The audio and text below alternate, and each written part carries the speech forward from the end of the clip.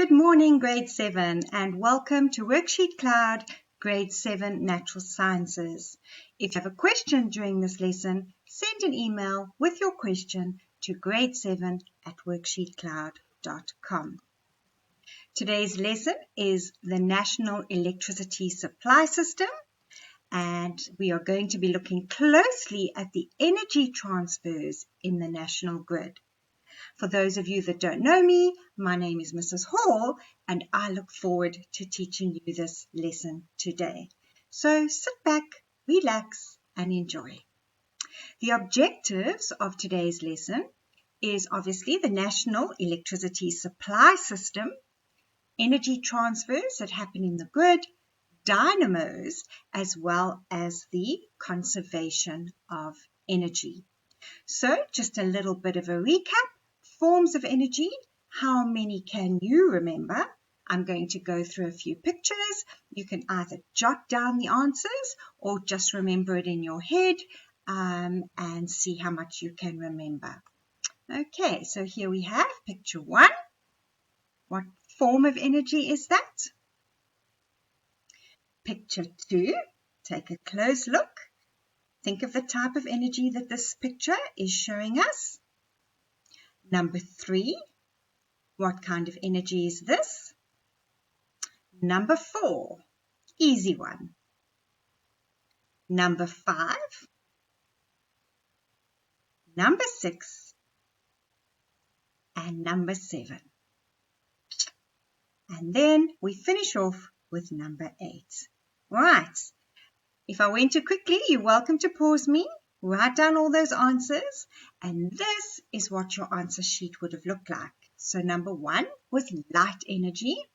Number 2 was kinetic or movement energy. Number 3 was chemical energy released by the battery.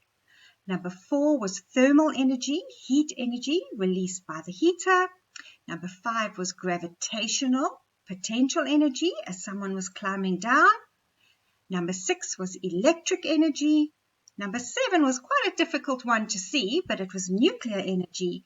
And number 8 was sound energy.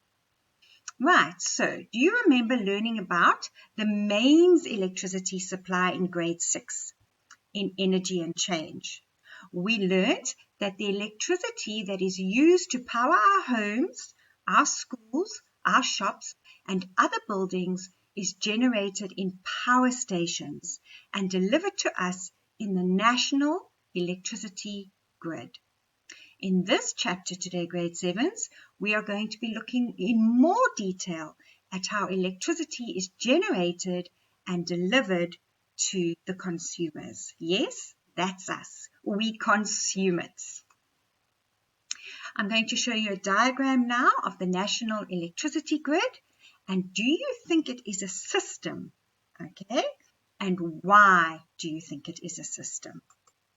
So over here, let's just move me out the way. We have our power station with our coal, which lies the power station.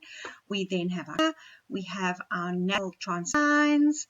We have a substation, and then we have our homes and other buildings. Okay, starts here right at the beginning with coal. I think this is a system, and why? Okay, so yes, it is a system, as it is made up of different parts, such as the power station, the transmission lines, the buildings which function together to generate and deliver electricity. Right, and then I want to remind you about the law of conservation energy. Why is it a system? Okay, remember that wonderful law we learned about? The energy is conserved in a system. It is neither created nor destroyed. Simply changes from one form to another. For those of you who remembered that, well done. It's good to know you're actually listening in my lessons. Right, so let's take a closer look here. Divide the national electricity grid up into 4 main stages. These are generation. This is where electricity is generated. B, transmission. The electricity enters the power lines of the national grids and is transmitted. C, distribution, the electricity is distributed at substations to various towns and areas, and D, the consumers, where the electricity is transferred to energy outputs that we use.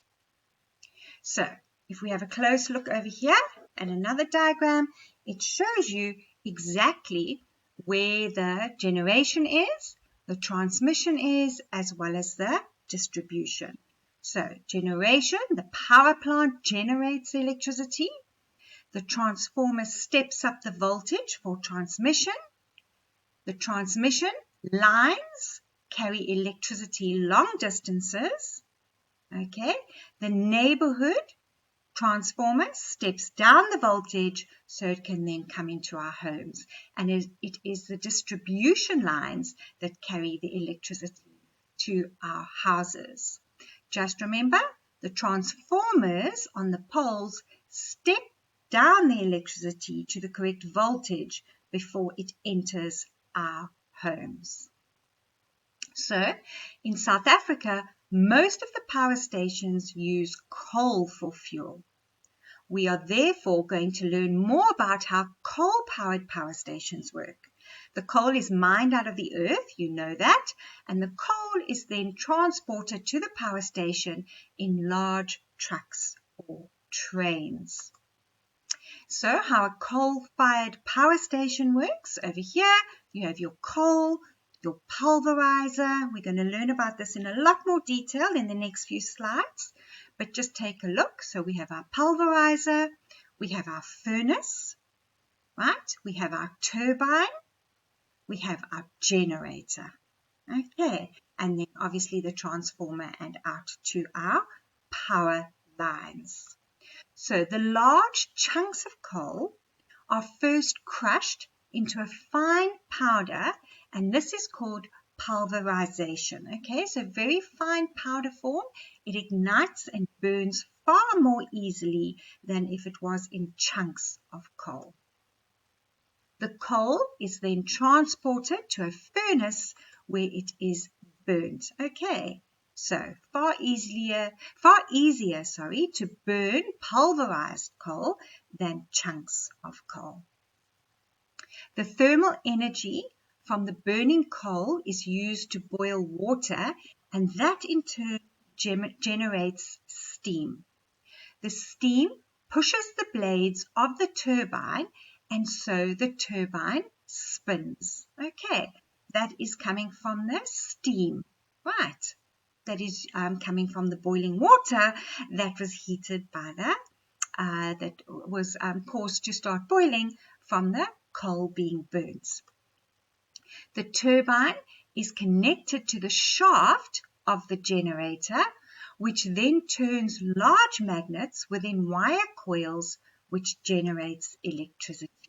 Okay, and there you can see a very large generator over there. The electric current is sent through the power lines to businesses and our homes. Now let's take a closer look at the energy transfers that actually happen in the national grid.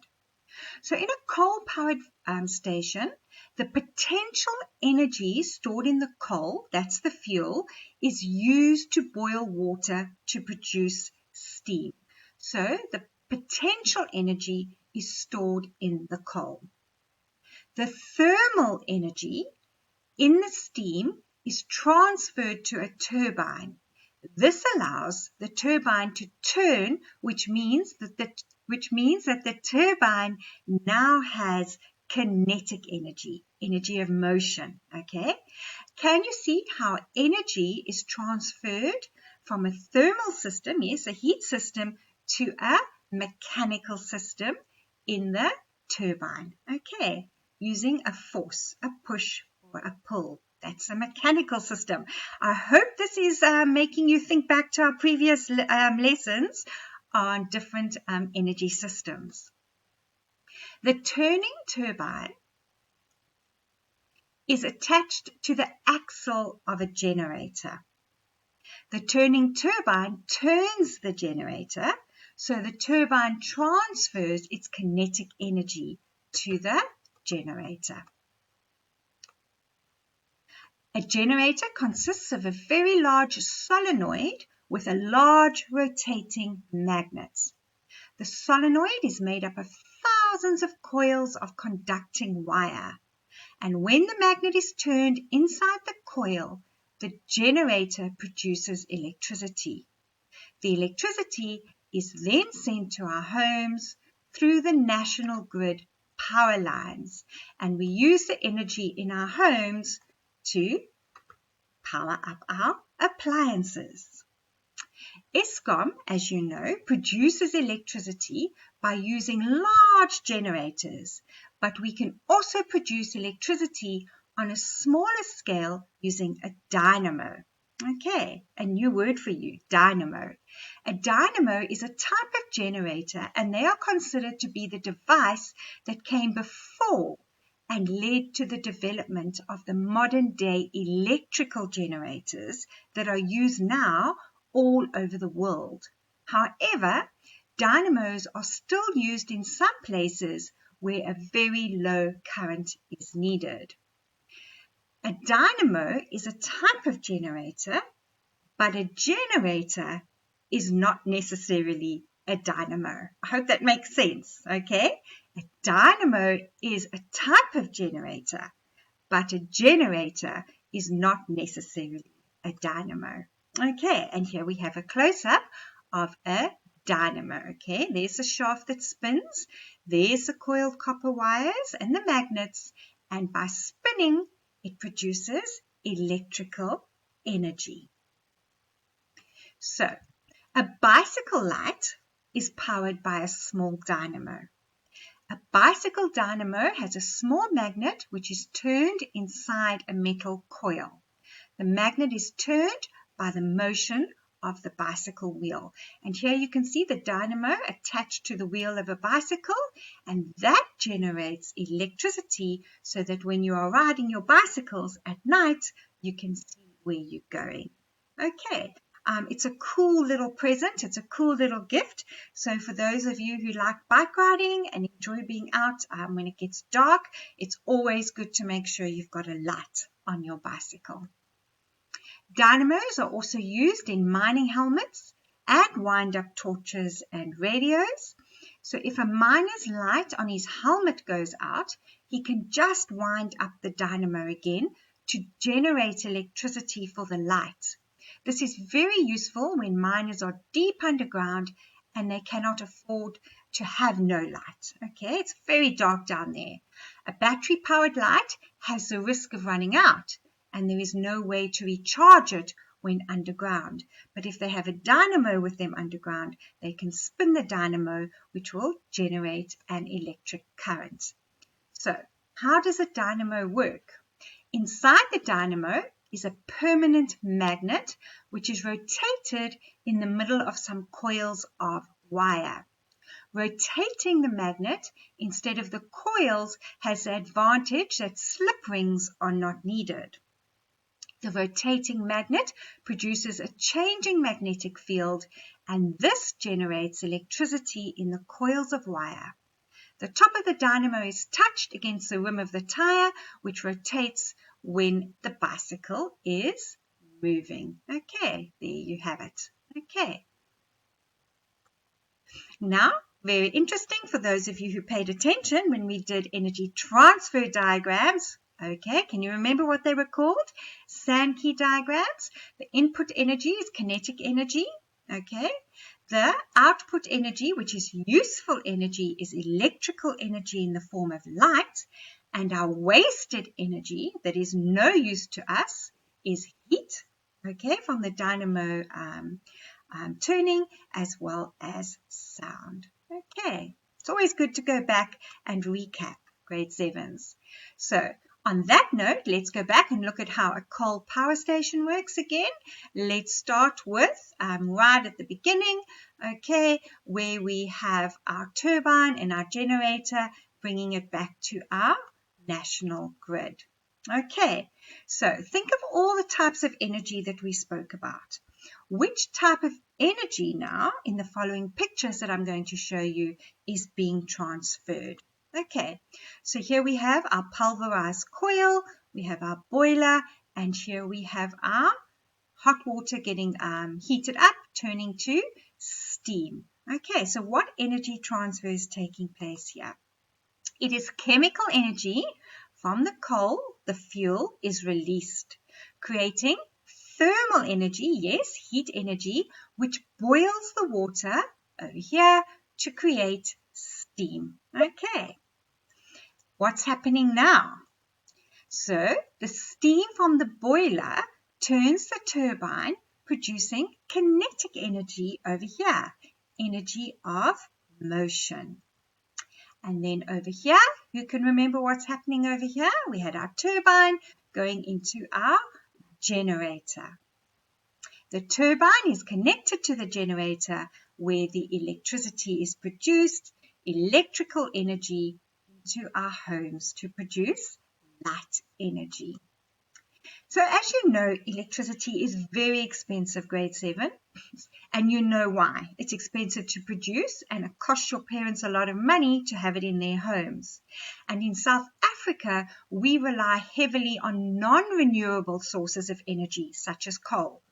The burning of the fossil fuels releases greenhouse gases into the atmosphere, causing damage to our environment.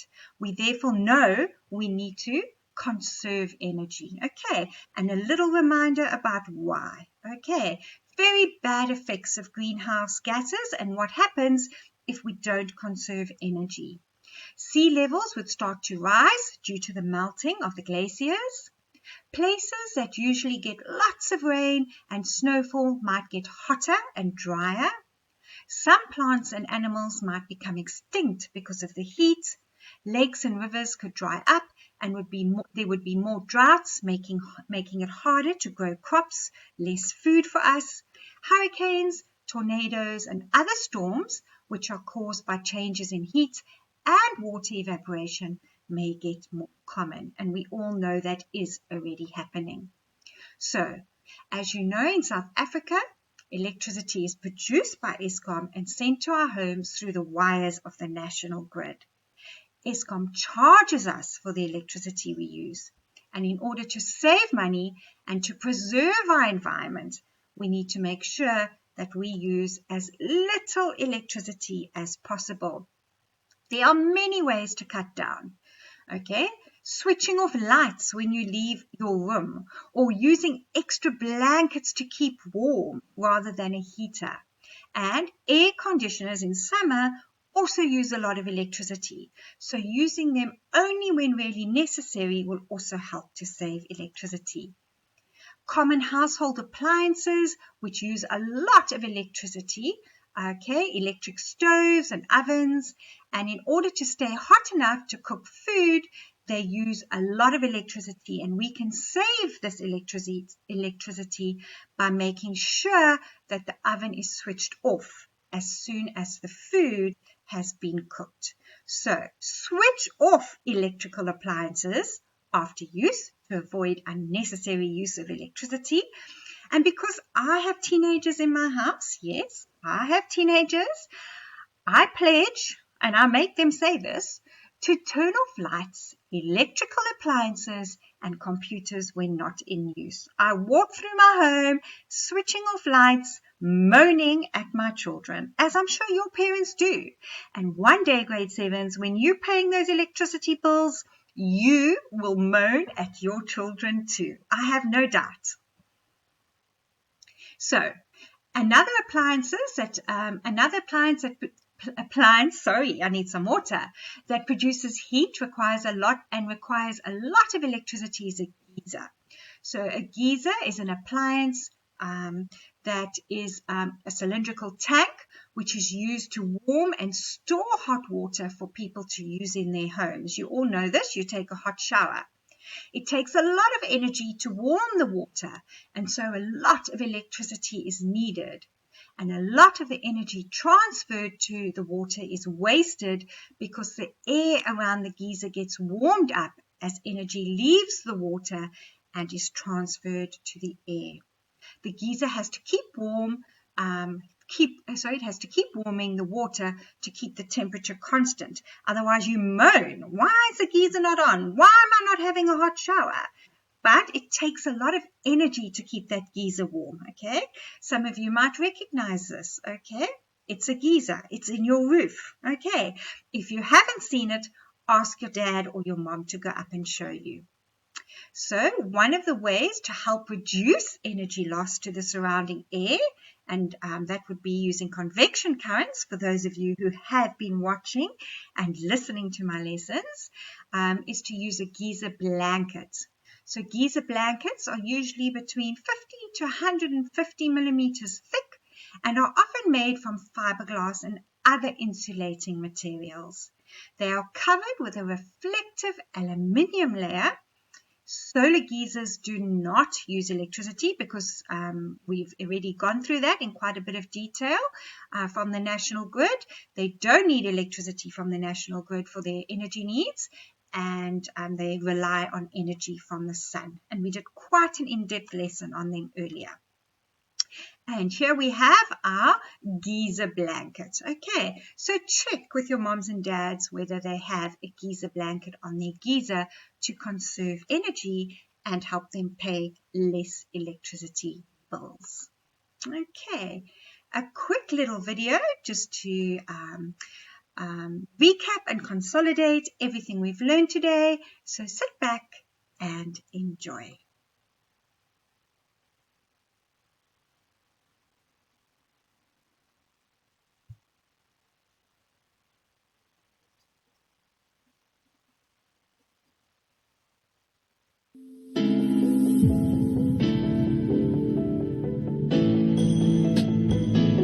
The flick of a switch. That's how easy it is to get electricity, right? If you're one of the lucky ones, then yes. But in 2017, there are still over 1 billion people who do not have access to electricity. In this video, we will discuss how electricity is generated and transferred to our homes, for those of us fortunate enough to have it. There are a variety of ways in which electricity is generated or made. How many can you think of? Some are shown in this image.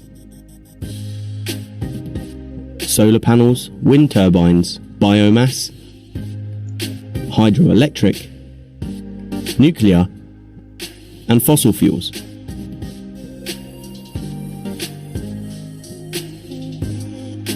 And then there is also geothermal energy,